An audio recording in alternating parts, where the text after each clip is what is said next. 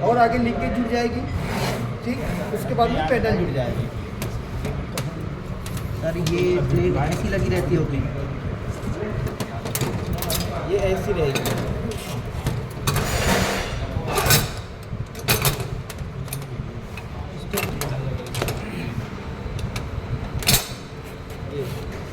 ये ऐसा फिट हो जाएगा और इसमें तीनों स्प्रिंग लग जाएगी, ठीक। स्प्रिंग लग जाएगी तो सारी की सारी असेंबली ऐसी हो जाएगी। अब इसको ऐसे लगा के हम इसको ड्रम में डाल देंगे, ठीक। अब इसमें दो कोने बने हुए हैं, ठीक। ये वाले जो कॉर्नर दिख रहा है, ये जो एंगल दिख रहा है, किसके साथ फिट हो जाएंगे? साइड होने जरा। इसको बोलते हैं ब्रेक ड्रम। ये पूरी की पूरी असेंबली को बोलेंगे ब्रेक ड्रम या ब्रेक असेंबली या ब्रेक हाउसिंग। इसके 3 नाम है, ब्रेक ड्रम हो जाएगा, ब्रेक हाउसिंग और ब्रेक असेंबली, ठीक। तो ये हाउसिंग में देखो यहाँ पे कॉलर बनी हुई है, ये दोनों कॉलर है, ठीक। तो ये दोनों कॉलर के साथ में हम ये दोनों कॉलर को मैच कर देंगे, तो दोनों कॉलर पे ये होल्ड हो जाएगा, ठीक। रुक गया, तो ये नहीं घूम रहा है, ठीक। ऐसे को प्रेशर पे उठाना जरा, ये वाली लोहे की, हाँ वो ब्रेक प्लेट भी उठा दो, ठीक। ये वाली जो प्लेट है ये है ब्रेक प्लेट, ठीक। ये मेटल की है अंदर वाली प्लेट, इसके ऊपर जो फिक्सन मटेरियल लगा उसको बोलते हैं ब्रेक लाइनिंग। ये काय का है? ये सेरेमिक का। सेरेमिक ऐसी धातु, इसमें लेड वगैरह भी मिश्रित धातु होती है ये, ठीक। ये पूरी पूरी असेंबली ऑयल में डूबी रहेगी। ये शाफ्ट है जो हाफ शाफ्ट लगी हुई है, उसके साथ में घूमेगा। इसके ऊपर इंटरनल स्प्लाइन बनी, खांचे बनी हुई हैं, उसके ऊपर ऊपरी खांचे बनी है, एक्सटर्नल स्प्लाइन बनी हुई है, ठीक। शाफ्ट घूमेगी, प्लेट घूमेगी, क्लियर होगा यहाँ तक। लेकिन ये जो एक्चुएटिंग प्लेट है, इसकी 2 कॉलर है, ब्रेक हाउसिंग के दोनों कॉलर में फिट हो जाएगा। तो ब्रेक ड्रम घूम रहा हमारा, नहीं घूम रहा है, तो ये प्लेट घूमेगी नहीं घूमेगी। अब इसमें भी 2 कॉलर बनी हुई है, दिख रहे हैं सेम टू सेम ऐसे कॉलर, तो ये भी इस पर होल्ड हो जाएगी प्रेशर प्लेट। तो ये घूमेगी क्या? नहीं घूमेगी ना। शायद तुमने क्वेश्चन किया था कि सर कैसे ब्रेक होगा वहाँ पर, ठीक। तो ब्रेक ड्रम इसमें घूम रहा है हमारा, नहीं घूम रहा। ब्रेक ड्रम के साथ में क्या नहीं घूम रहा है?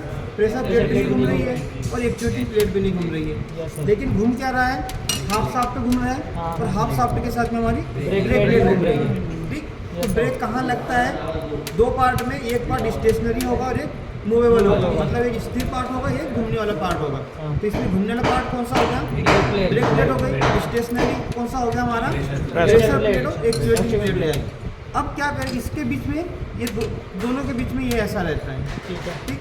जब इनमें दोनों में गैप रहेगा तो ये प्लेट घूमती रहेगी वो शाफ्ट के साथ में, ठीक। जैसे हम पैडल दबाएंगे तो एक्शन क्या होगा यहाँ पे? ये मैकेनिकल लिंकेज के माध्यम से ये एक्चुएटिंग लिंकेज आगे की ओर आएगी। आगे की देखो, इसके ऊपर गैप बन रहा है, अभी मैं खींच रहा हूँ इसको, बना गैप, बन रहा गैप, लाइट देखो सभी लोग, ये गैप बना। अब एक गैप की वजह से इस पर प्रेशर आएगा, ठीक। अब इस पर प्रेशर आया तो किसके संपर्क में जाएगी?